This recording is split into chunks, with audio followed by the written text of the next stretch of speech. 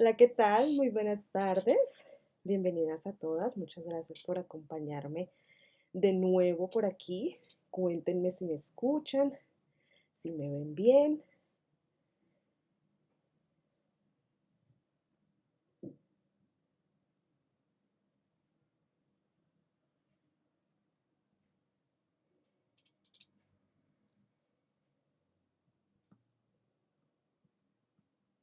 Sí, sí, sí. ¿Me escucha? ¿Se me escucha? Hola, Ele Costa. Muchas gracias.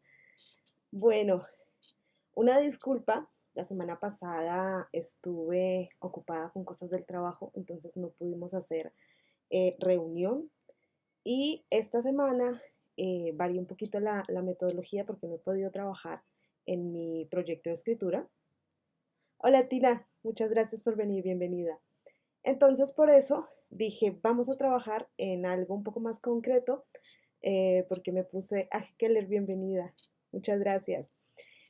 Vamos a trabajar en algo más concreto que nos pueda servir de guía de luz. También hay de pronto muchos errores que cometemos y que no sabemos que son errores o que no sabemos cómo editarlos o cómo corregirlos directamente. En el correo que les envié, les comentaba que era importante revisar nuestros manuscritos antes de enviarlos. Algunos dicen, ¿por qué tengo que revisar un manuscrito que voy a mandar a corregir si se supone que es el trabajo del corrector? En eso hay razón, es el trabajo de los correctores, pero a veces esto puede influir de dos formas. La principal, en el caso de mi trabajo con los correctores, cuando ellos toman un manuscrito muchas veces piden una prueba, una página, un capítulo para hacer correcciones, para mandarle al autor y decirle, mira, esta es la forma en que yo trabajo.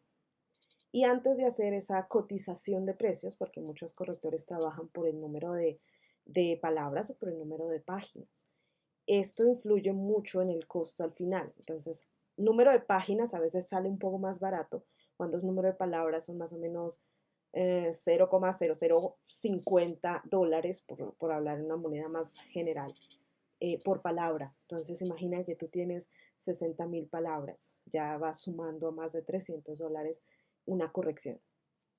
Si el corrector abre este primer capítulo, lee y encuentra que tiene fallos en estructura de gramática, muchos fallos en la ortografía y siente que debe entrar a intervenir demasiado un libro, va a incrementar el precio. Puede que la primera vez no lo haga, pero si ya ha trabajado contigo una vez, la siguiente diga, ok, creo que tengo que cobrar un poco más porque estoy trabajando más en estas correcciones. Entonces, por esa razón es que debemos enviar un manuscrito lo más posible pulido. ¿En qué detalles? Por ejemplo, en la ortografía, es como lo más básico. No vamos a decir que todos somos másters en ortografía, muchas veces se nos pasan muchas cosas, a veces se nos olvida las reglas más básicas, a veces dudamos cómo se escribe una palabra, esto es muy normal. Pero tenemos un aliado importante que es el procesador de texto. La mayoría que trabajemos Word o trabajemos otros procesadores de texto nos va a señalar en rojo que hay un error.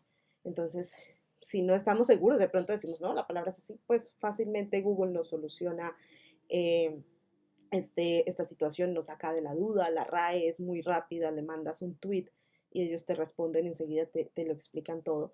Entonces, eso es lo principal, la ortografía. Puede que la gramática, muchas veces fallamos todos en decir cosas un poco al revés, no somos especialistas, pero hay cosas que podemos releer, que eso es lo importante. No simplemente terminar un texto y enviarlo tal cual, sino leer nosotros. Que es lo que alguna vez les comentábamos en Tulip, en un post que hicimos, donde mostrábamos cómo nosotros mismos podemos editar, que es muy diferente editar a corregir. Editar es lo que yo leo y veo que de pronto me sobra o de pronto me falta. Editar es revisar completo, leer una frase varias veces, porque si yo mismo no entiendo una frase que escribí, ¿cómo va a ser mi editor para hacerlo, verdad? De pronto está este problema con, digamos, con las nacionalidades. Yo soy colombiana, tengo una correctora española, mi correctora española me va a leer y va a decir, mira, esta frase no la comprendo. ¿Qué significa? Entonces yo le voy a decir, no, mira, quiere decir tal cosa. Y ella me va a decir, ah, no, pues en España es tal cosa. Entonces hay que buscar un modo más neutral en caso de que yo quiera que mi libro sea leído en los lugares de hispanohablantes donde me puedan comprender. Si yo quiero que mi mercado o mi nicho sea solamente en mi país, donde yo escribo y mi jerga me la pueden entender, no hay ningún problema. Perfecto, me quedo con mi país y que me entiendan así. Entonces, esa es como una de las cosas que tenemos que hacer, valga la redundancia aquí, em, para revisar nuestras historias, de leerlas antes de enviarlas a un corrector, porque eso me pueda ayudar un poco con los ceros al final. Esa es una de las razones. Otra en mi caso, como les ponía en el texto, es la vergüenza, ¿no? De que de pronto digan, no, pero esta persona se cree escritora y escribe de esta manera.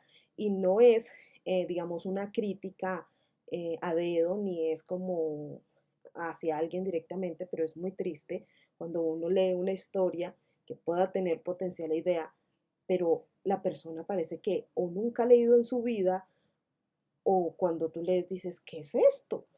Esta persona sabe escribir de verdad, sabe crear frases en realidad, hacer eh, una hilación, se estará dando cuenta de esto, porque siempre los escritores solemos escondernos detrás de este muro de soy escritor y tengo una sensibilidad y voy a proteger mi historia y está perfecto. Obviamente porque nació de mí, pero también debo aceptar la crítica. Entonces, hay muchos correctores. El trabajo de un corrector es muy distinta a la de un editor. Ese también es otro punto. Entonces, un corrector trabaja lo que son la ortografía, la gramática, o sea, ortotipografía. Algunos trabajan trama, estructura, hay muchas ramas, pero no todos van a ir a decirte, mira, de pronto tú debas perfilar mejor este personaje, de pronto debas hacer tal cosa. Simplemente se van a limitar a dar eh, una corrección básica, sencilla. Entonces, por esta razón es que hay que nosotros entrenarnos un poco. Es muy fácil. Por ejemplo, al inicio, yo lo tengo que reconocer, cuando yo empecé, yo no sabía cómo se escribían los diálogos, que se utilizaba la raya larga, que es diferente al guión. Al principio ponía el guión corto y daba un espacio, que no es exactamente así, porque queda más como una lista numerada que como un diálogo. Entonces vine a tener que aprender esto. La RAE me explicó que era eh, un guión largo especial y que tiene ciertas características, es decir, todo es un camino de aprendizaje. Entonces, esos son algunos errores que uno puede aprender por el camino para enviar un manuscrito más prolijo, más como agradable al editor, porque el editor a veces va a decir, ay, tiene potencial, pero no, le falta, o este diálogo está flojo, o esta persona será que no comprende que esto se debe ser así, o no lee, no se inspira en alguien más, porque es muy distinto plagiar a otro escritor que leer e inspirarme en lo que él hace. Y también puede decir que tiene que meter mano al manuscrito y el escritor se va a perder eh, la oportunidad de hacerlo él mismo, porque a veces hay escritores que son así, que pagan porque les hagan un proceso, lo leen al final, sí, así sale, y ya luego si hay algo que no están de acuerdo, entonces vienen a reclamar cuando es muy tarde. En sí hay que estar inmiscuidos en todo ese proceso. Entonces, el corrector, hay correctores que a veces terminan reescribiendo un libro por esa razón, porque el escritor tiene una muy buena idea, pero no ha hallado su voz narrativa, no ha hilado bien una historia. Y pues si yo quiero que esa persona que le mando a corregir me ayude con todo esto, obviamente me va a costar mucho más, porque de todas maneras es el trabajo y el tiempo de otra persona.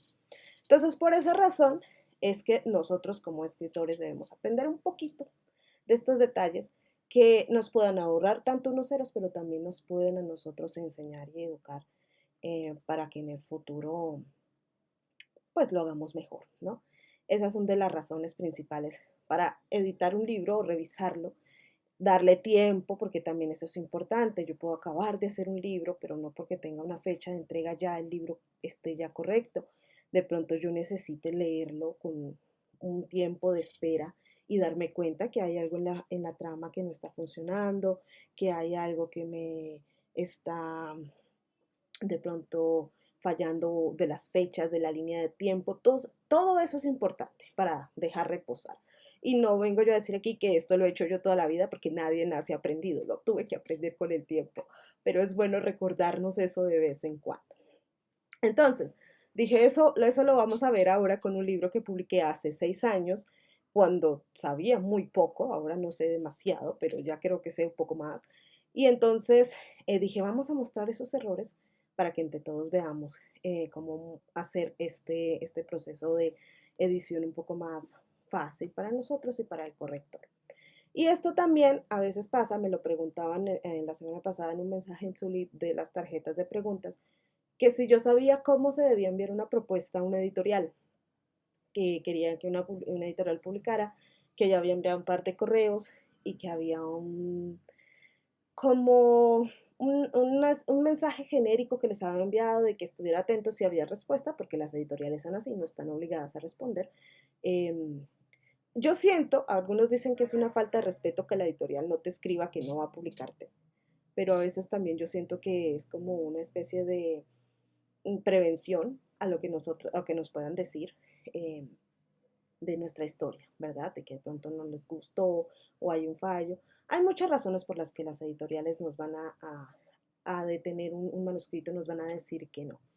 Pero para quien me preguntó, la respuesta es que hay muchos factores y que nosotros debemos mirar primero con cuál editorial nos vamos a ir dependiendo de nuestra historia. Entonces, si mi historia es misterio, si es thriller, si es policíaco, tengo que buscar una editorial que publique estas historias, porque si esta editorial que a mí me encanta, me fascina, saque libros especiales y bueno, pero si yo me voy y veo que solo publica fantasía o de pronto romance, pues obviamente no entra mi libro dentro de la línea editorial y no me van a publicar por ser yo o por hacerme un favor, en fin, o sea, no es por ahí. Entonces es una de las cosas que debo ver, que la línea editorial de mi historia vaya con la línea editorial de esta editorial que me gusta o que quiero. Hacer también una revisión de esas editoriales, cuáles son las editoriales de pronto más pequeñas, revisar que no sea una editorial un poco fake, un poco que vaya a terminar cerrando el día de mañana y yo perdiendo. Otra de las opciones es que cuando una editorial coge tu libro, tú no debes pagarle a la editorial porque te publique. Eso ya es como un tipo de editorial en conjunto, las hay, pero entonces que sea una editorial que tenga renombre ya un tiempo establecido y que no tenga críticas negativas de su trabajo, ¿no? Eso se llama una coedición. Cuando yo pago, entonces ese es otro proceso. Pero si yo quiero que la editorial se haga cargo de todo, tiene que ser una editorial que más o menos sea reconocida. A veces nos llegan correos de, mira, soy fulano, editor de tal editorial y me gustaría tu libro, porque a veces ellos investigan a los autores y esto, pero no siempre todo lo que brilla sobre. Entonces hay que tener cuidado con eso. Entonces también esa es una de las situaciones. Tengo que elegir cuáles editoriales. Y no puedo mandarle a porrón todas las editoriales que me encontré en mi manuscrito, porque pueden pasar dos cosas. Una de ellas es que en el buen sentido nos vaya bien y dos o tres estén interesadas en publicarnos y ahí vamos a tener como un momento de decisión un poco complejo. Esa es una de las cosas. Y otra de las cosas es que ninguno nos responda y nos sintamos mal y que mandemos mensajes genéricos, porque eso es lo que solemos hacer, mandar un mensaje igual para todos y cuando de pronto nos damos cuenta que metimos la pata, que le escribimos a tal editorial siendo tal editorial, o mandamos, por ejemplo, ese tipo de mensaje que dice a quién corresponda, pero no nos tomamos el tiempo de mirar de pronto quién sea el editor. O si no sé quién es el editor en este sello, pues al menos ponerle señores editorial tal. Ese es entonces como otra cosa a tener en cuenta, no mandársela a todas las editoriales. Y cuando envío también mi manuscrito, debo enviar un manuscrito que esté limpio, no solamente, digamos, en ortografía, en esos detalles, sino que no vaya a tener unas letras extrañas que yo puedo descargar una fuente que me encantó, pero yo la descargué y la instalé en mi equipo, pero el editor puede que no la tenga, se vea raro, tal vez no agregar imágenes si no es necesario, o las imágenes que sean de buena calidad, un interlineado amplio, 1.5 o doble es como lo ideal, una letra normal, común, Calibri, Arial, Times, son como 12, 13 puntos, estaría bastante bien. No llenarlo de estos detalles, estas cosas innecesarias, sino lo más en blanco posible, ¿no? Porque yo le haga una maquetación hermosa, quiere decir que si me lo publican, me lo van a publicar de esa manera. En ese sentido hay que ser como muy genérico, sí, que sea un manuscrito limpio. Y también cuando escribimos el mensaje que vamos a enviar, evitar poner como toda nuestra historia de fondo. Soy fulano, nací en tal parte, hace tantos años, he hecho esto, en fin.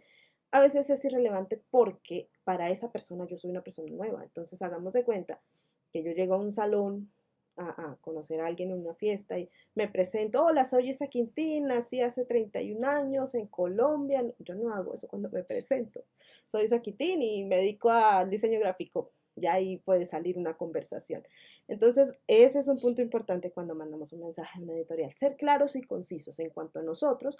No alardear mucho de tengo 5.000, 10.000, 20.000 seguidores. Eso no es una garantía de publicación, no es una garantía de que el editor va a decir, ay, mira, es que tiene tantos seguidores y eso se va a traducir en lectores. No es así. Hagamos de cuenta que, por ejemplo, esta persona se dedica al mundo gamer de los videojuegos y va a sacar un libro totalmente aparte, no sé, una biografía. Estas personas que consumen su contenido puede que no sean lectoras, entonces eso no se traduce en lectores. Así que no es necesario, digamos, alardear de esos detalles.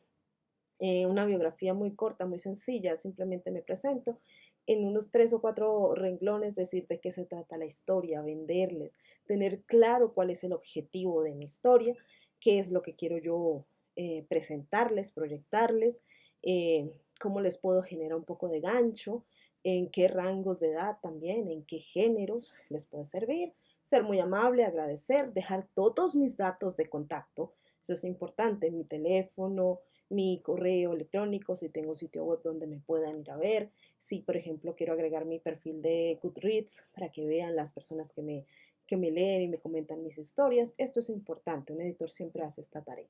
Entonces les voy a enseñar un ejemplo de este correo para dejarlo claro, cerrar el tema de las editoriales, de cómo enviar una propuesta. Ah, y algo también muy importante, a veces nos olvida adjuntar, a veces mandamos el correo muy bien hecho, muy bien elaborado, pero resulta que no hemos adjuntado eh, lo que queremos mostrar. Y entonces ahí el editor va a decir, pero qué, ¿cuál es el manuscrito que voy a leer? Entonces, por esa razón es muy importante que revisemos bien, que nos tomemos con calma el asunto. Eh, Revisemos también la ortografía en nuestros correos que vamos a mandar para que, digamos que después no tengamos que estar rompiéndonos la cabeza de, ay, yo por qué hice esto, por qué mandé esto así, en fin. Entonces, voy a enseñarles un ejemplo acá que tengo para que ustedes puedan ver. Este es muy genérico, lo dirigí aquí a Tulip Noir Studio. Entonces, hola equipo de Tulip Noir Studio, puedo poner hola señores de la editorial tal, si sé el nombre del editor, le pongo su nombre, porque eso, digamos, hace sentir bien, que una persona se tomó el tiempo de saber quién eres y cuál es tu trabajo. Mi nombre es Marina del Mar, soy una escritora colombiana de novela romántica juvenil. Este es mi rango. Si yo escribo más de un género, voy a poner más de un género. Si tengo especialidad por tal género, pero ahora estoy en tal, es igual. Tengo que poner ese detalle. Soy diseñadora gráfica de profesión, pero mi pasión es la literatura. Ya me he publicado antes de forma independiente por medio de plataformas digitales como Amazon y alguna vez con un sello de la editorial Galaxy. Es decir, le estoy diciendo quién soy, muy poco, pero lo más importante, y luego le digo que sí, que ya tengo un pasado donde escribí algunas historias, que no estoy completamente nula en este mundo, pero si no soy, le digo, pues soy una escritora novata que tiene un manuscrito que le gustaría probar suerte. Bueno, hoy les escribo porque tengo una propuesta que podría interesarles. Voy al grano. Entonces empiezo. El final del camino es una historia sobre dos amigos que han estado separados por 7 años luego de un suceso dramático. Sus caminos se dividieron, pero siguen pensando en lo que fue del otro. Annie sobrevive con 2 trabajos mientras intenta encontrar a una persona de la que ahora sabe que nunca debió alejarse. Dejo el suspenso ahí. Em, por su parte, Will es un chico que ha enfrentado la vida y los desafíos sin Annie, pero no ha dejado de pensar en ella, aunque se dio por vencido en su búsqueda. Pero luego de 7 años, todo parece confabularse para que vuelvan a verse. Dejo aquí como esa semilla, no les estoy contando toda la historia, no estoy arruinando, estoy creando un clima de interés. La narrativa es sencilla, entonces ahora voy a hablar de detalles más técnicos y fluida, se centra en ambos, en su entorno y sus decisiones, está dirigida a un público joven adulto desde los 18 hasta los 25 años, con tintes de romance y drama, pero su línea principal es el valor de la amistad y de los lazos que ni el tiempo o la distancia consigue romper. La historia de Annie puede ser la de muchas chicas, así que es sencillo identificarse con ella y comprender sus decisiones. Estoy siendo clara en la narrativa, en más o menos el público objetivo. Le estoy diciendo que contiene detalles como el romance, tiene drama, son jóvenes adultos, hay una situación que los separa y hay de pronto un tema importante en cuanto a la historia de ella que puede hacer que las chicas se identifiquen con ella fácilmente. Me he decidido por ustedes porque han publicado historias por esta misma línea editorial y apoyan a los autores principiantes, como es mi caso. Por ejemplo, si son una editorial que tiene líneas o sellos independientes que se dedican a estos géneros, puedo nombrar estos sellos porque eso hace de alguna manera que yo me vea profesional y que he investigado a cuál editorial quiero ingresar. Puede que yo se lo vaya a enviar a 3 editoriales diferentes, no importa, tengo que hacer lo mismo, tomarme ese tiempo, ese respeto de cada uno un correo especial. Adjunto el manuscrito de mi novela y mi currículo literario. Esto es muy importante ahora. También se revisa que yo pueda enviar las historias que he publicado, cuál ha sido como mi trayectoria, más o menos, no cuáles son mis ventas, ni mis rankings, ni ese tipo de cosas, pero sí más o menos desde qué año estoy escribiendo, cuál ha sido mi género, de pronto alguna historia que me representa. Es como una hoja de vida, pero en este caso mi hoja de vida de autor. Mil gracias por atender este correo, quedo en espera de una respuesta. Marina del Mar. Punto. Y aquí está la parte importante donde debo agregar pues mis detalles de contacto. Email, el email que yo uso. Si tengo una página web y manejo un email, digamos, corporativo, pongo ese si lo reviso, porque si es un email que lo tengo allí pero nunca lo uso y me escriben, voy a perder la oportunidad, ¿verdad? Entonces, el email que más uso, el que más reviso. Mi teléfono actualizado, si tengo una web, los invito a que conozcan mi sitio web y los trabajos que he realizado y lo que les decía, un perfil en Goodreads. Entonces, a grandes rasgos, es como ese formato. Creo que lo voy a dejar en la web para que lo puedan descargar si quieren trabajar sobre él y crear su propia propuesta editorial. No sé si las chicas que estén tengan alguna pregunta respecto al proceso editorial, al proceso de enviar un manuscrito, de cómo debe ir por dentro, eh, la estructura y estos detalles, ¿no? A veces también pasa que los autores envían un extracto, unos primeros capítulos para poder mostrarse a la historia sin enviar todo el manuscrito por cuestiones tal vez de derechos de autor, de plagio y estos detalles. Entonces, esa es una de las razones por las que a veces mandan simplemente 2 o 3 capítulos. Y también es muy importante, ¿qué me dices, Tina? Muy interesante lo que cuentas, no sabía nada del proceso. Bueno, es más o menos así. ¿Cuánto se tarda una editorial en la respuesta? Si nos van a dar respuesta positiva, máximo 3 meses. Esto no llega al editor, hagan de cuenta que ustedes le envían el editor a un editor específico. Él no es el que lee los manuscritos, él tiene unos asistentes, o sea, es como pasar un filtro. Y pues él sí va a enviar el correo porque ¿cuál es su papel? Su papel es defender tu proyecto. Cuando él dice, ok, voy a tomar este manuscrito y lo voy a llevar a los de tal editorial o a los de tal sello. Entonces él dice, mira, tengo este proyecto para defender. Él tiene que defender tu proyecto para que allá lo aprueben y puedan salir a publicarse. Digamos que no es del todo inmediato de que lo leyó esa persona y ya lo aceptó. No pasa unos filtros. Por eso también hay un tiempo de espera normalmente y lo más largo que se tarda en dar una respuesta positiva, porque nunca te escriben, no lo hemos aceptado. Si han pasado más de 3 meses y no te han respondido, ya pasa la página, avanza. Si quieres mandar otra propuesta nueva con otro libro, lo puedes hacer, eso sí. Bueno, ¿cómo saber si la editorial es confiable?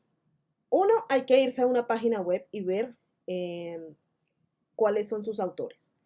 Revisar esos autores en Amazon, revisar qué tiendas de distribución tienen, revisar si hacen presencia en ferias de libros, que no sea como muy fantasma, ¿no? Como muy digital, muy virtual, ¿no? Aunque hay sellos que publican solamente virtuales, existen, pero digamos que una página web bien constituida tiene esta información.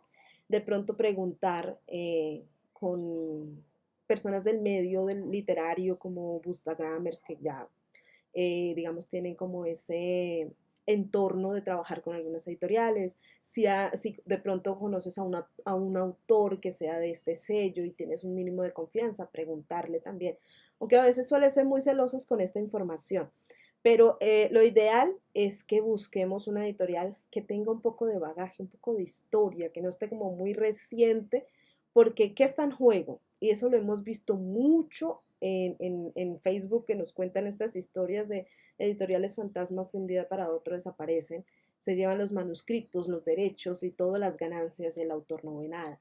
Porque es muy cierto, ese es otro detalle del mundo editorial. Tú como autor percibes un 30% quizá de la ganancia. Es muy distinto al mundo independiente de Amazon, donde tú prácticamente recibes el 70% de un libro vendido. ¿Por qué las editoriales no te dan tanto dinero aunque tú eres como la materia prima? Porque ellos deben pagar muchas cosas, empezando por la corrección, la maquetación, la portada, tiene que pagar los derechos de distribución, la publicidad, hay mucho en juego, si hay libros impresos, todo eso tiene que salir de alguna parte. Entonces, lo que tú vendas, percibes un porcentaje que es tuyo, es tu ganancia. Lo demás lo tiene que cubrir la editorial. Eso lo vas a ver tú en el contrato que te envían, eso es también muy importante, leer los contratos y las cláusulas que ponen allí, a cuántos años, normalmente son 7 años, lo que una editorial tiene tu libro, y si a los 7 años les parece que pueden aumentar ese plazo, que pueden seguir publicando tu libro, te van a hacer un nuevo contrato y tú puedes poner otras, no sé, si el libro se vende muy bien, tú pones otras condiciones de que te den un poco más de ganancia, un margen más de ganancia, porque a fin de cuentas tú no vas a estar 7 años pagando los derechos de, o sea, las correcciones y las maquetaciones. Eso depende también del volumen de ventas. Por eso las editoriales no te mandan mes a mes un reporte de ventas, sino te lo mandan anual. Tú debes vender todo un año. Si tú en el año vendes 10 libros digitales, que son a $3, pues obviamente lo que tú vas a percibir es muy poco. Eso también depende de ti, cómo tú te muevas, de cómo tú vendas, de cómo promociones, de cómo consigas vender libros. Esa es una de las cuestiones, ¿no? En Latinoamérica existen agentes literarios, pero están muy ligados a las editoriales propiamente. No es una profesión muy común en Latinoamérica. Digamos que, como no sé si ustedes tengan la misma percepción que yo, pero en Latinoamérica la literatura que es un poco narrativa, que es un poco novela, no está como tan bien vista como cuando es, o sea, a menos de que seas tú el novel o el autor de tantos años, les interesa más publicar a los políticos o a los delincuentes o a los influencers o este tipo de cosas, ¿no? Entonces, hay que tener cuidado también con esos detalles de agentes literarios que te cobren, porque un agente literario jamás te va a cobrar al inicio. Él ve tu obra y te dice, ah, ok, tiene potencial, la voy a mostrar. Si conseguimos el contrato con esta editorial, ahí yo te voy a quitar un pedazo, que también te lo quitan a ti de tus ganancias, obviamente. Esa es la forma, pero no puedes pagarle, no debes pagarle a un agente literario de entrada, porque si él no consigue nada, tú pierdes el dinero, no funciona de esa manera. ¿Vale la pena contratar los servicios de un agente literario? Vale la pena en dos situaciones. La primera, que tú ya tengas un bagaje, una historia, digamos, muchos libros, un poco de establecimiento, entonces tú quieres una persona que te pueda llevar más lejos porque tienes un público que te pueda vender. Si tú eres nuevo, es prácticamente arriesgar a perder, que esta sería la segunda opción, que tú digas, ok, vamos a ver cómo me va con este agente, voy a probar suerte, si me funciona perfecto y si no, pues queda la experiencia. Entonces hay que pensar en esos detalles cuando contrato un agente literario. El agente literario es mi vendedor, como un agente inmobiliario, como un agente de seguros. Él va a ir a venderme a mí y a mi obra a una editorial. Entonces es un ganar-ganar. Si él consigue que a mí me vaya bien y que me publiquen, él va a ganar conmigo. Pero si no lo consigue, ambos perdemos. Esas son como las razones para tener un agente literario. Es bueno tenerlo si yo ya tengo más o menos unos años, si no tengo mucho para perder, en definitiva, si no me ilusiono demasiado. Pero digamos que como una de las razones más importantes es que yo ya tenga una historia, porque la gente va a decir, ah, ok, pues tiene un fondo del que yo me puedo agarrar, porque de pronto ya tiene un nicho, aunque sea muy pequeño, y lo podemos llevar más arriba. Entonces, esa sería una de las razones para un agente literario. ¿Vale? Eh, no me acuerdo en qué había quedado yo con las editoriales, pero sí es muy importante entonces que veamos a dónde voy a mandar mi manuscrito y cuáles son sus condiciones, cuáles son sus cláusulas, cuántos años se van a quedar mi manuscrito y si me conviene en realidad, ¿no? Eh, ¿Por qué? Porque yo no voy a percibir sino la ganancia que ellos me van a enviar en su reporte. Y son 7 años en que si ellos tienen mis derechos, tanto digitales como de impresos, yo no puedo hacer nada por mi cuenta. Si yo solamente les cedí los derechos digitales, pues en impreso puedo hacer mi trabajo y puedo seguir adelante. Eso también lo hay. Hay sellos editoriales que solo publican en digital. Eh, si yo quiero lo que les digo, la coedición, tengo que pagar por ello, obviamente. Ellos presentan packs y los hay sellos que pertenecen a editoriales grandes, tipo Planeta, tipo Penguin Random House. Ellos tienen esa sección donde yo miro un pack y me dicen, bueno, si tú quieres que salga con nuestro sello, si tú das la portada y la maquetación, te vale tanto y nosotros hacemos la distribución y te hacemos la evaluación literaria. Si tú quieres el pack completo, que te hagamos todo, te vale tanto. Eso es más o menos así. Esa es como la forma en coeditar, donde yo me involucro en una parte y tengo un sello que me da un poco de respaldo. Es una forma también de empezar. Ya luego, eso puede ocurrir a veces, si el libro es un éxito rotundo por este sello, ellos lo pueden presentar a la editorial matriz y decir, mira, este autor le ha ido muy bien, de pronto podamos ofrecerle un contrato de lleno y puede ocurrir que esa editorial grande diga, ok, deja el sello en coedición y vienes con nosotros a probar suerte, ¿vale? Esas son las alternativas del mundo de la publicación tradicional. ¿Hay que tener cuidado? Sí, por favor, para que no se repitan tantos casos que se han dado. Es muy importante que sepamos a quién le entregamos nuestro manuscrito y que leamos muy bien el contrato, porque a veces nos vamos a discutir con estas personas y no nos damos cuenta de que en realidad nosotros firmamos lo que ellos están haciendo allí, cumplir al pie de la letra. Bueno, y la publicación, digamos, propia de los autopublicados que llaman, es un trabajo muy intenso, es un trabajo muy arduo, que también es una decisión que tú debes tomar y con cabeza fría, porque tú lo haces todo, por más de que tú contrates a alguien que te diseñe, te maquete y te corrija, tú debes hacerte publicidad, puedes contratar también a alguien si quieres que te maneje redes o que te ayude con publicidad. Si tienes los medios, digamos que no hay forma de que eso no pueda suceder.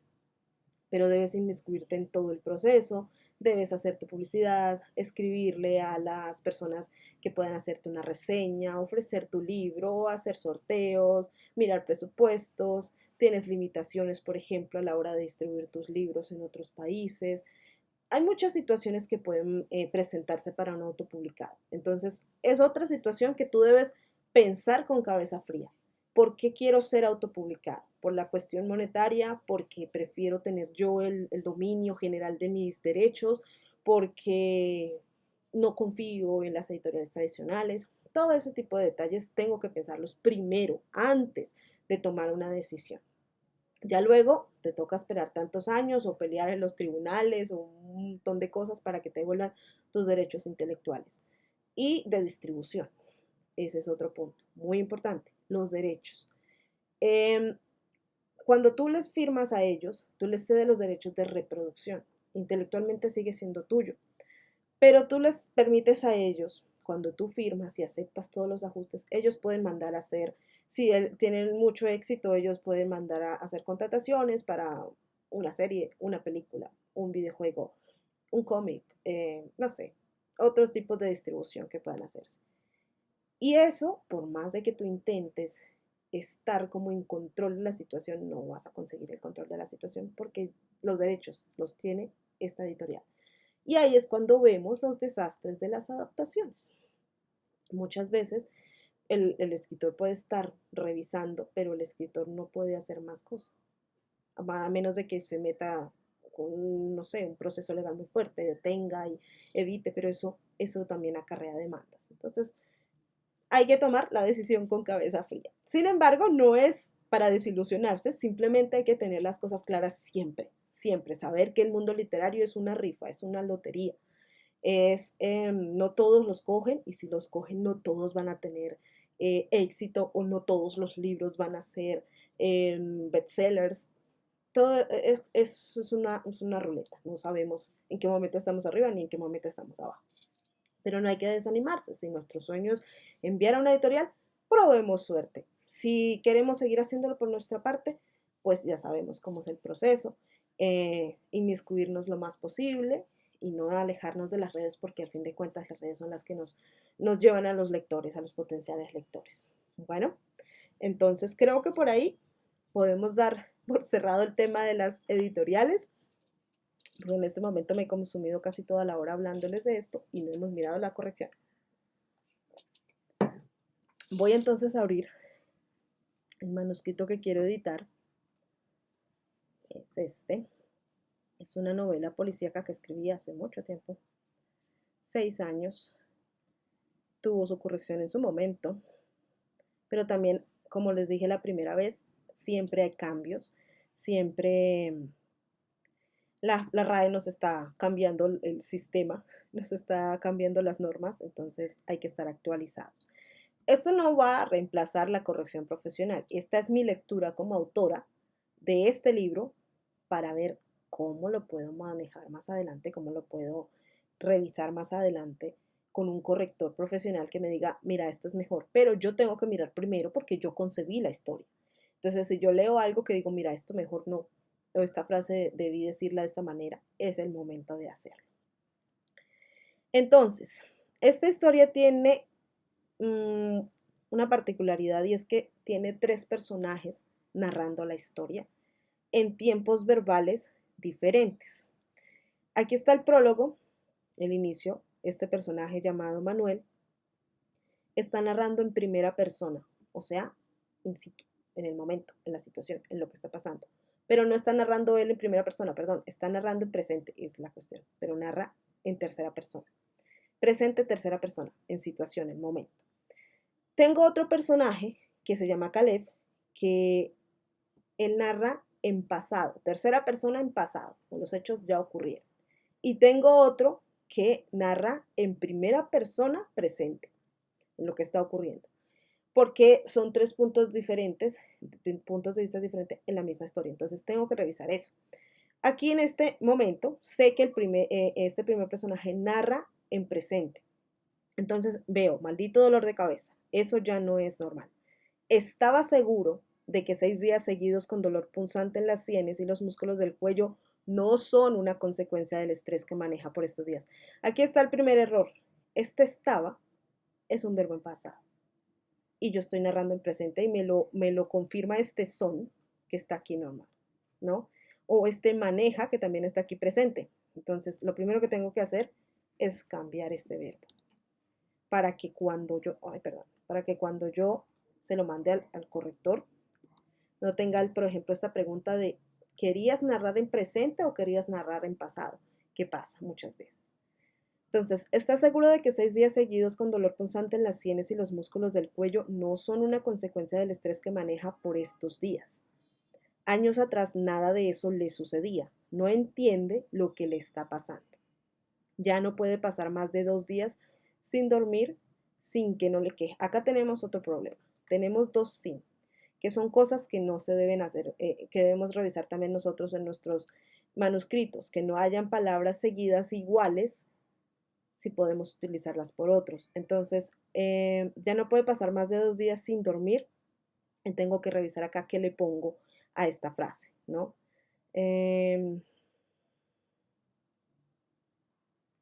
Puedo cambiarlo por 2 días en vela, por ejemplo.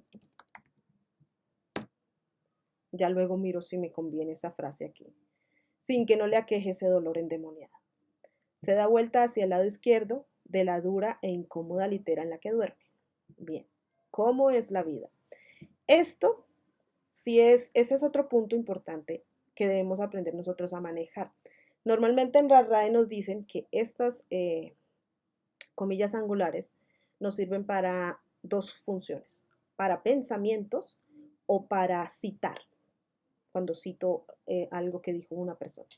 Entonces, yo debo elegir en mi libro cómo los voy a usar. Por ejemplo, Stephen King utiliza la italic, la cursiva, para los pensamientos.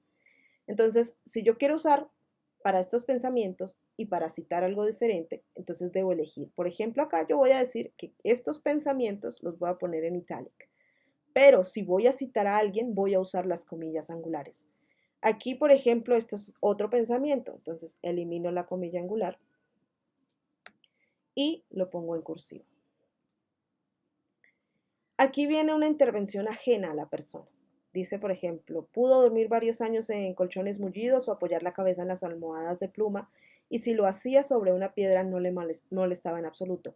Pero ahora los resortes salidos de ese catre de la agencia de inteligencia le están matando la columna.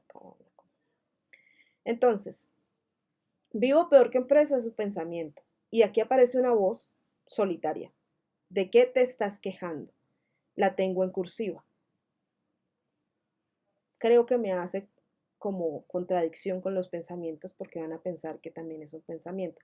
Entonces, lo más fácil que yo puedo hacer en maquetaciones, para darle ese ejemplo a mi lector de cómo va a ir mi historia, le puedo poner una letra diferente. Una letra, por ejemplo, esta que es script.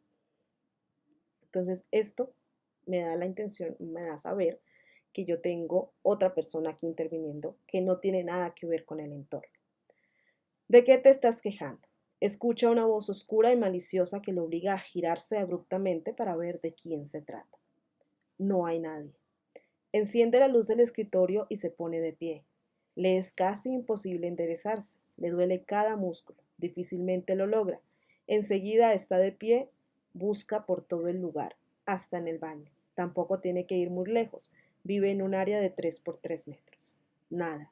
No hay más que soledad, paredes frías y grises y el sonido del retrete cargando agua. ¿Lo imaginó? De seguro son las voces de afuera. Este es un pensamiento. Entonces acá, itálico. O tal vez lo que desea creer. Esta es la intervención del narrador. Vuelve a sentirse adormecido. Regresa a la cama. Apaga la luz. Verifica la hora en el reloj de pulsera que le indica que pasa de la medianoche. Esta palabra va junta. Medianoche, como mediodía. Termina de cubrirse el cuerpo con la manta. Cierra los ojos obligándose a dormir y regresa la voz. De nuevo, tengo que agregar la tipografía que elegí. ¿No era esta? No era esta. ¿No era lo que querías? Se incorpora con un movimiento rápido y enciende la luz nuevamente. Nadie. Muy bien, esto ya se pasó de coherente. Otro pensamiento. Tendrá que salir a verificar que no se trate de una maldita bruma de Molina y por su bien, acá necesito una coma, y por su bien, es mejor que no lo sea. Intenta levantarse de la cama y esta vez un pitido ensordecedor y doloroso le cruza los oídos. Se lleva las manos a los lados para cubrirlos. El maldito dolor le taladra la cabeza, haciendo que sienta el corazón palpitarle en todo el cuerpo. Poco a poco su visión va nublándose. Aprieta los ojos, los abre y los cierra frenéticamente. De repente empieza a caer. Como en cámara lenta, sus rodillas se doblan y su peso se agolpa sobre el brazo izquierdo. En el suelo y con los ojos completamente abiertos, todo es oscuridad. Acá, punto y coma. Y acá puedo terminar con un punto. Entonces, esta es mi revisión a mi modo de leerlo. Un consejo que yo les doy siempre es que no lean ustedes, busquen un lector, un procesador de texto.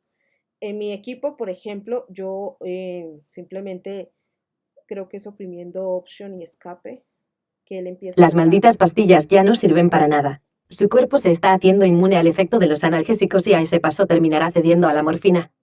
El procesador de texto me va a decir lo que mis ojos y mi Las malditas cerebro me pastillas pueden ya no traicionar. sirven para nada. Lo que mis ojos y mi cerebro me pueden traicionar. Entonces, cuando yo uso un procesador de texto, el procesador me va a leer con las comas, con los puntos, con los errores de las tildes que falten o que las palabras que haya puesto mal. Todo me lo va a leer el procesador de texto. Mismo Word tiene esa opción, se puede activar. Podemos utilizar otros procesadores, por ejemplo, mandar nuestro documento al teléfono en una aplicación que yo uso que se llama eReader Prestigio, que simplemente le doy a leer y él me lee, y es una manera en la que yo puedo escuchar lo que yo escribí para detectar errores. ¿Cómo lo podemos hacer? Ponemos acá escucharlo en un lado y vamos leyendo el manuscrito en el otro, en el procesador, y lo vamos corrigiendo. Esa es una de las formas, ¿vale? Entonces, es una recomendación, no solo que yo lea en voz alta, porque como ya les dije, los ojos y el cerebro nos pueden traicionar, pero el procesador no, porque el procesador es una máquina que lee lo que tiene enfrente. Seguimos. Las malditas pastillas ya no sirven para nada. Su cuerpo se está haciendo inmune al efecto de los analgésicos y a ese paso terminará cediendo a la morfina. ¿Qué demonios fue lo que pasó anoche? Esto es otro pensamiento. Y como tenemos punto, cerramos. Eso también se los explico. A veces no lo sabemos. Los signos, ¿cómo los llamamos? Bueno, los signos de interrogación o los signos de exclamación, cuando cierran tienen el punto, que también aplica como punto final. Entonces no es necesario que agreguemos un punto después, porque el punto de interrogación cierra. Voy a adelantarme acá, porque no hemos visto cosas de los diálogos, no he visto diálogos aún. Y bueno, acá podemos ver un ejemplo, pero este está bien.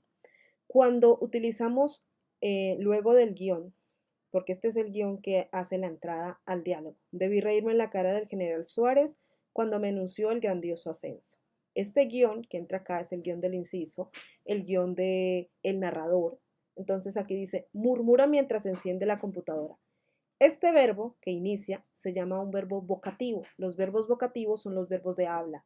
Entonces si dice, por ejemplo, dijo, murmuró, habló, expresó, añadió, argumentó, ¿qué más puedo decir? Preguntó. Todos estos verbos que son vocativos de habla, nunca, pero nunca empiezan con mayúscula.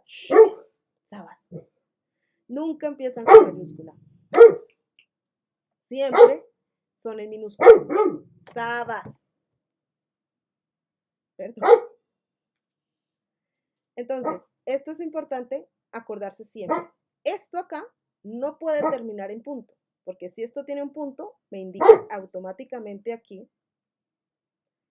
en esta sección, que yo debo empezar con mayúscula, porque tengo un punto que cierra la intervención.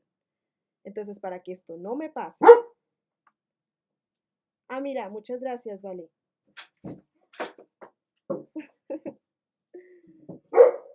Esto es muy importante que no nos pase, ¿vale? Que el punto aquí cuando cierre y el verbo que empieza no sea un vocativo, porque obligatoriamente empieza con minúscula. ¿Qué pasa si, por ejemplo, lo que cierra es una pregunta? Y sabemos la norma de que el signo que cierra tiene punto, entonces ya eso indica que es punto aparte y en la siguiente debe empezar con mayúscula. La norma dice que sin importar que haya signo, el vocativo empieza con minúscula. Es una de las cosas más importantes que se ven en los manuscritos, porque por ejemplo, si acá dijera pregunta, muchas veces los vemos así, empieza así, con mayúscula. No, cuando son vocativos, no. Otro detalle que se pregunta mucho es la coma del pero. La coma del pero siempre va a coma antes de pero cuando lo que yo digo después de la coma es adversativo, ¿no? Entonces, si por ejemplo salió en la mañana es, con el sol radiante, pero al subir al auto le cayó una gota de lluvia. Es adversativo a lo primero que dije, sol, lluvia. Entonces, esa coma antes del pero es adversativo. No siempre lleva coma el pero depende de eso. Tenemos que revisar que sea adversativo. Ese es otro de los detalles. Entonces, no se olviden del vocativo, nunca se olviden del vocativo. Hay otro, que es la coma, que ahorita no me acuerdo el nombre, pero es la coma que va antes de cuando yo hablo de una persona. No sé si por acá tengo un ejemplo. Tal vez no lo tengo muy cerca. Pero les voy a dar otro ejemplo claro acá, que pueden tomar notas si les puede servir. Aquí tengo dos apodos o dos motes, la emperatriz y el galo. Tengo el galo escrito de esta manera y tengo la emperatriz escrita de esta manera. ¿Qué pasa? Cuando yo hablo de apodos, siempre el apodo empieza con mayúscula. Si yo digo el galo, si yo digo simplemente galo y es como un nombre común, como decir perro, no va en mayúscula en la primera. Pero si yo dijera, por ejemplo, aquí Alfonso el Galo López, ese galo va en G porque es prácticamente como, o sea, trabaja como un nombre propio. En este caso, tenemos acá la emperatriz que no debe ir en versalitas, en cursiva, porque no estoy señalando nada interesante, a menos de que mi intención sea señalar esa frase o esa palabra que es importante, ahí sí utilizo la itálica. ¿Por qué? Porque a veces es un poco cansado ver mucho texto con este formato. Y este la no, no va en mayúscula, porque es un artículo y los artículos no van así de esta manera. Entonces, la minúscula. La emperatriz. Emperatriz sí, porque es el mote, es el apodo. Entonces, esa sí. Aquí está perfecto. El galo está bien. La emperatriz va de esta manera. Otro detalle, y sé que lo leí porque estuve leyendo el libro, pero no lo veo, es cuando nombramos el cargo de una persona. Su cargo o su dignidad o ese tipo de cosas nunca van en mayúscula, a menos que yo esté iniciando párrafo. Es decir, empieza general. General, deme el cuaderno que tiene al lado. General va, porque empieza la frase. Pero yo le digo, el general Torres, el general Pérez, el... No, ese general va en mayúscula. ¿Por qué? Porque general, hay muchos generales en el mundo. Si fuera el único, si fuera nombre propio, sí iría ese general con la G mayúscula. Pero como no es el único general que hay en el mundo, entonces todos los generales, el presidente, el rey, todos van en minúscula. Eso es algo que se pone muchas veces. Y que el autor dice, no, yo lo pongo en mayúscula porque quiero que resalte, que muchas veces son cosas que dicen los autores. Pero la norma dice que yo no necesito hacer que resalte, ya que si el autor se empecina es otra cuestión. Pero las dignidades no se ponen en mayúscula, ni ministro, ni presidente, ni nada, nada de esas dignidades se ponen en mayúscula inicial, a menos de que esté empezando el párrafo. Es importante.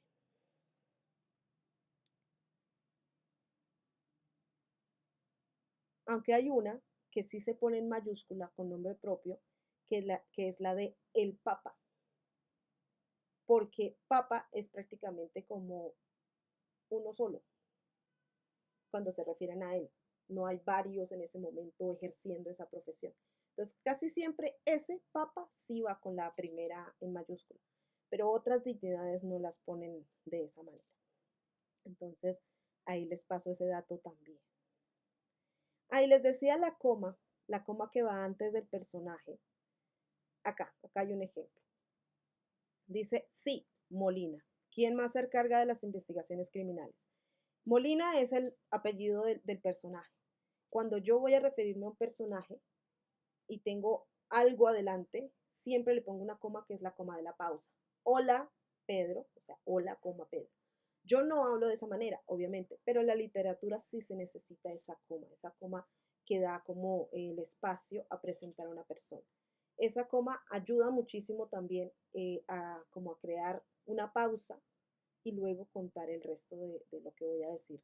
Entonces, esa coma es importante aprenderla también a manejar, a usarla, de que siempre va una coma antes de nombrar a una persona. No quiere decir que más adelante, por ejemplo, acá, Molina se encarga de las investigaciones. Es Molina, entonces no voy a poner acá, por ejemplo, en esta parte, es Molina quien se encarga de las investigaciones, es coma Molina. No, es cuando me refiero a esa persona. Sí, Molina, le estoy diciendo sí, Molina, tal cosa. Sí, mamá, tal cosa. O le preguntan, Pedro, coma, ¿mañana vas a ir al mercado? Sí, coma, mamá, mañana voy a ir al mercado.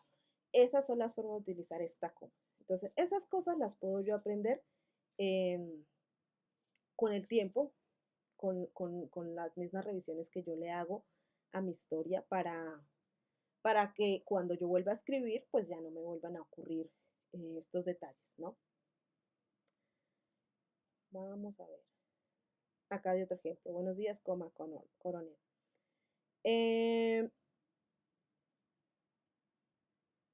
Otro detalle cuando hacemos diálogos, muchas veces ponemos la intervención distinta o errada. Por ejemplo, acá dice, buenos días, coronel.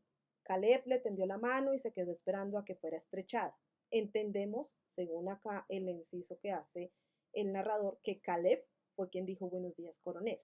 Pero si yo pusiera buenos días, coronel, el coronel lo dejó con la mano estirada. Esto no puede ir acá en la zona del inciso, no puede ir porque la intervención y la explicación que estoy dando no son del mismo personaje. Entonces, por esa razón, lo que debo poner aquí es quién hizo la intervención. Si no, si fuera el coronel, doy un enter, elimino el guión, doy un enter y pongo la explicación debajo, para que el lector no se confunda, porque suele pasar muchas veces, es algo muy común. Entonces es otra de las cosas que como autores podemos revisar y editar.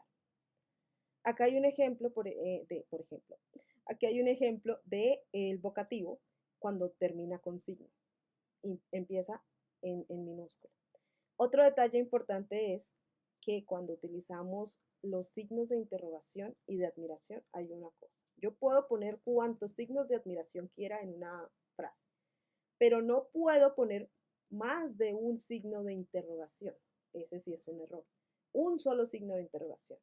Lo común es que el signo de admiración esté fuera de la pregunta, porque si yo escribiera, por ejemplo,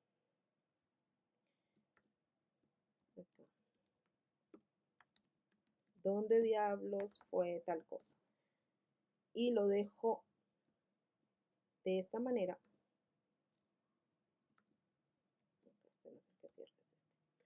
Este error se nota a simple vista porque lo que él está haciendo es una pregunta. El dónde me indica la pregunta. Entonces, lo que debe ir al lado de la pregunta es el interrogante. Y ya afuera sí puedo poner el signo de exclamación y todos los que yo quiera. Pero la pregunta es un solo signo de pregunta. Ese es uno de los detalles que también podemos revisar nosotros en nuestro manuscrito. Cuando y también está al punto de que no todas las preguntas llevan signo. Cuando empieza, por ejemplo, acá, sí. Pero si más adelante dentro de una frase surge un por qué tal cosa, o dónde, o cuál, se llaman preguntas indirectas y no todas llevan signo de interrogación. Entonces depende también de la frase que estamos armando. Bueno, no sé, no veo más errores acá, no me acuerdo, no sé si ustedes tengan alguna pregunta de errores comunes o de alguna vez que duden, por ejemplo, si esto se escribe o no se escribe así, o se usa o no se usa así, y yo les pueda dar alguna luz sobre eso. No sé si tengan preguntas de estos detalles.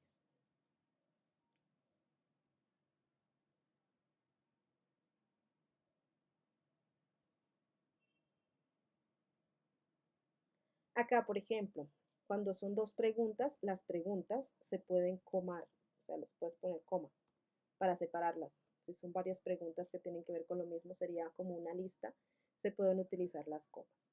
Entonces, si yo quisiera acá hacerlo de esa manera, podría ser. Lo mismo, esta coma de acá no se pone acá adelante. No puedo poner esta coma acá y luego dejar esto sin coma. Es el error. La coma siempre va luego del signo. O el punto en este caso. ¿Por qué coma o por qué punto? Coma cuando la frase no ha terminado. Entonces, un ejemplo. Son las 5. Punto. Empezaría después del guión con mayúsculas si no voy a usar un vocativo. Se vistió el gabán. Cierro la intervención.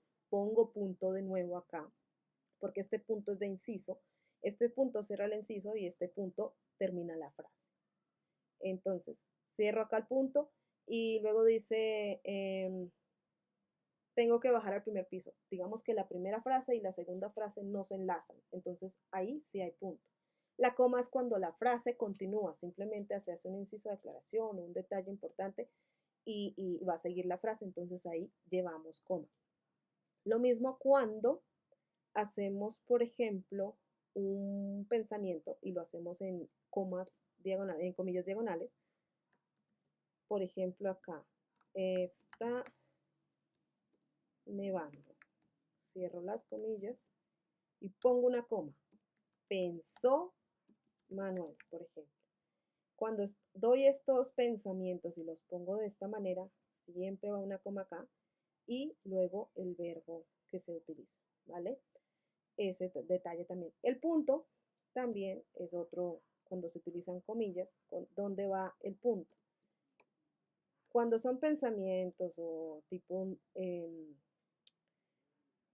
citación, el punto va después.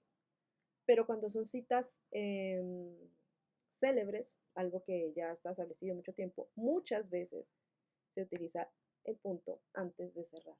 Eso son las citas célebres. Pero normalmente el punto va después de las comillas angulares. Hay gente que utiliza más las otras comillas, las comillas del inglés, hay gente que utiliza las comillas angulares, estas son como las establecidas para español. Bueno,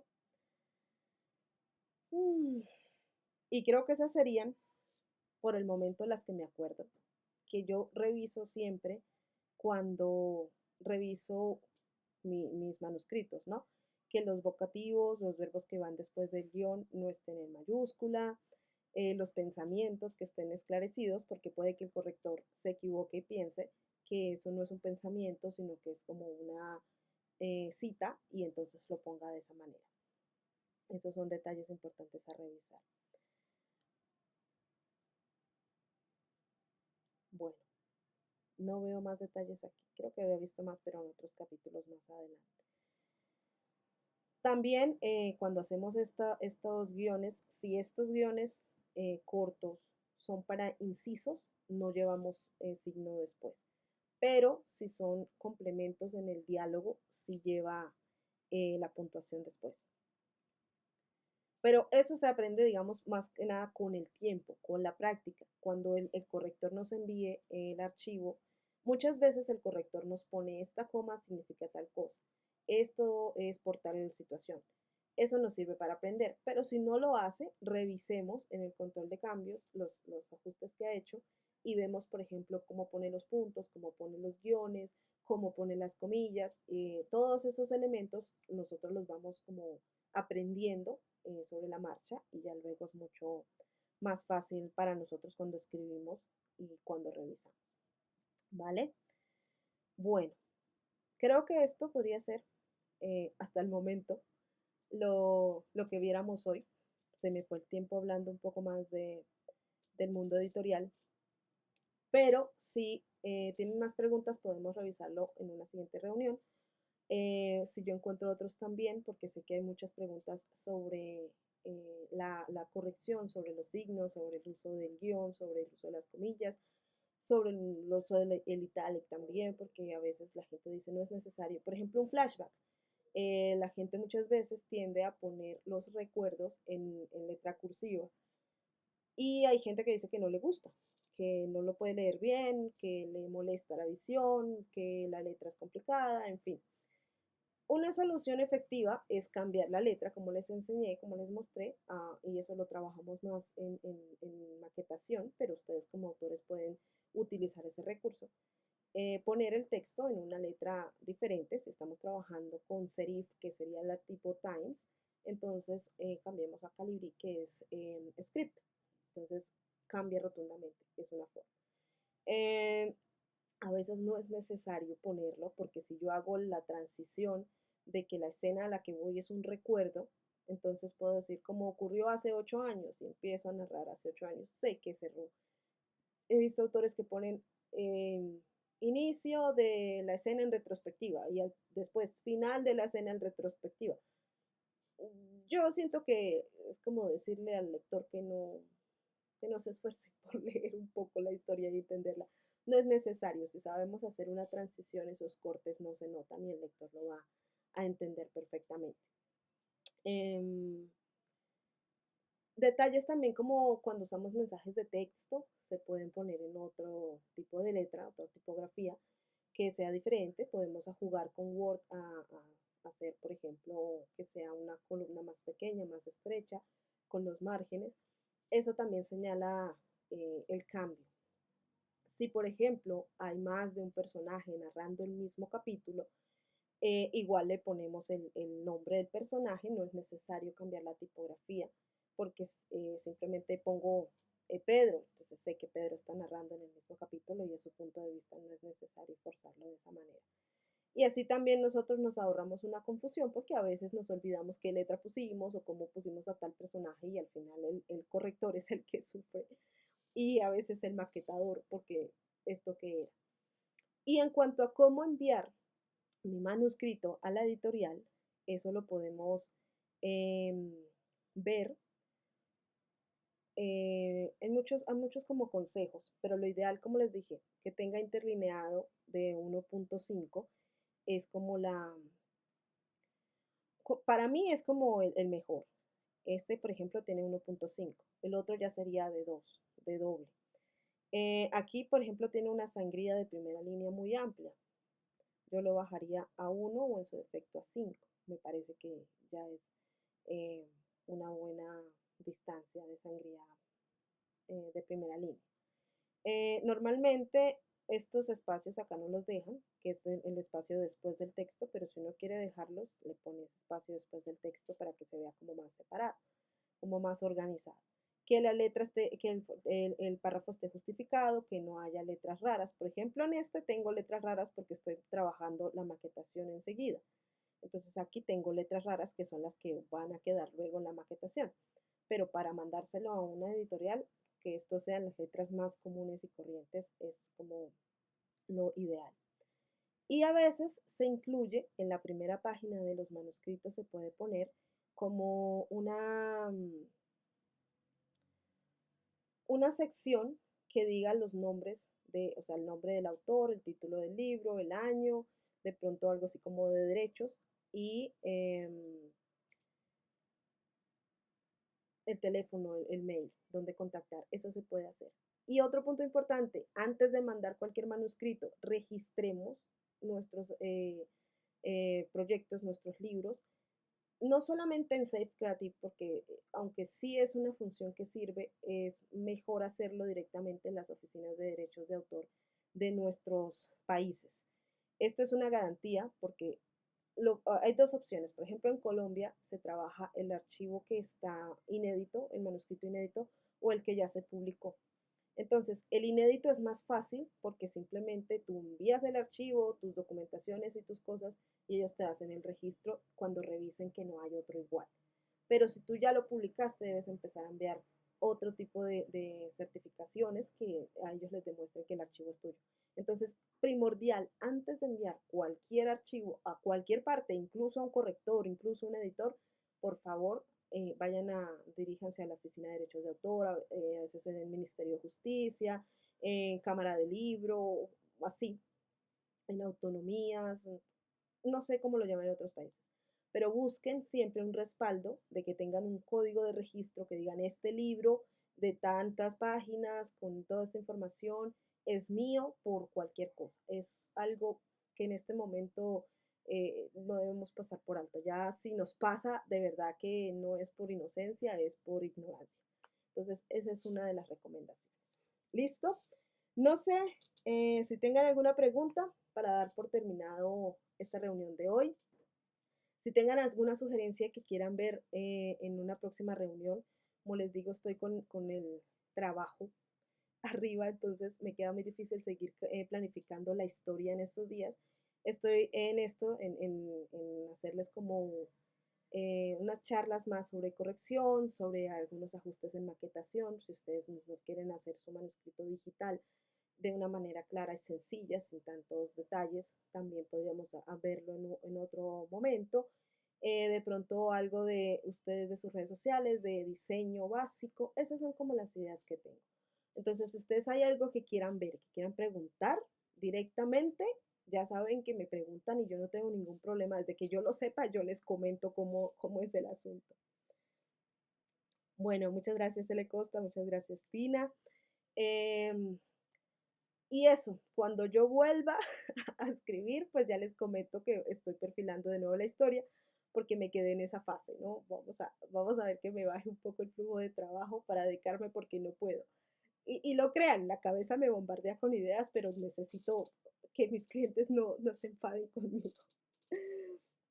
Bueno, gracias a Keller. Si tienen preguntas, por favor, me las dejan en redes sociales o las preparan para una reunión o me las mandan por correo, no hay ningún problema.